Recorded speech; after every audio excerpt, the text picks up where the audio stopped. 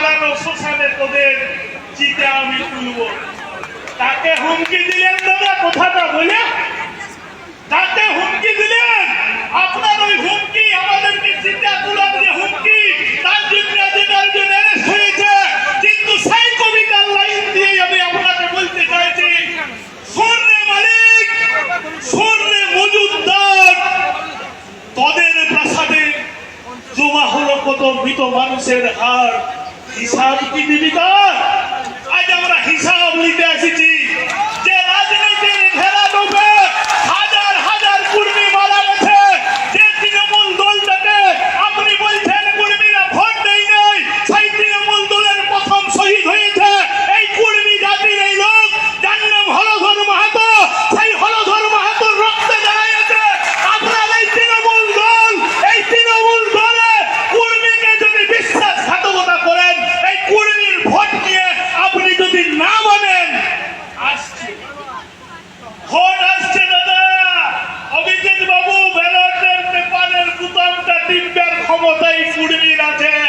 এই কর্মী যদি ভোটটা টিপে, জঙ্গল মহলে 30টা এমএলএ, 4টে এমপি কিন্তু তৃণমূল থেকে গণ হয়ে যাবে।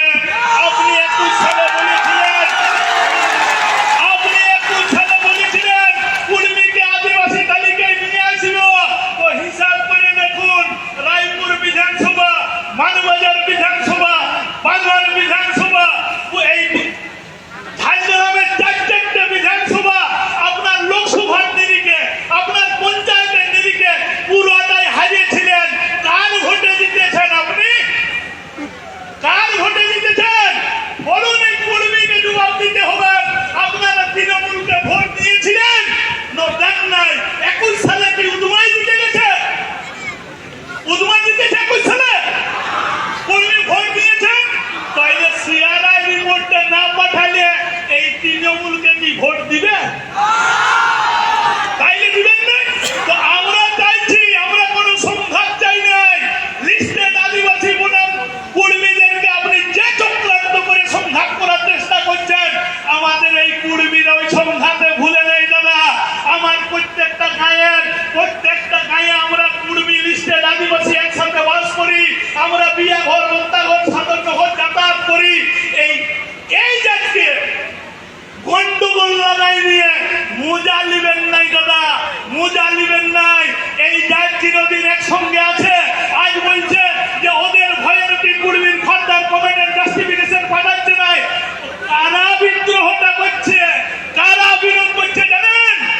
যারা দুবারে এইচএস পাস করে মাস্টারি পেয়েছে, যারা যে এমবিবিএস ডাক্তারগুলো এইচএস পাস করতে পারে নাই অথচ এমবিবিএস পাস করে ডাক্তারি করছে, যে মাস্টারটা একটা স্কুলে দুবার মাধ্যমে দিয়ে ফেল করেছে, তারপর অন্য স্কুলে গিয়ে আবার 9-এ ভর্তি হয়ে মাধ্যমে দিয়ে পাস করেছে, সেই লোকগুলো মাস্টারি করে, সেই লোকগুলো ভাবছে যে কর্মী জনজাতি যদি আদিবাসী তালিকায় আছে, তাহলে এই যে 3 পুরুষ ধরে ফেল করে পাওয়া চাকরিগুলো ওদের আর চাকরি থাকিবে নাই, কর্মী ঢুকে যাবে।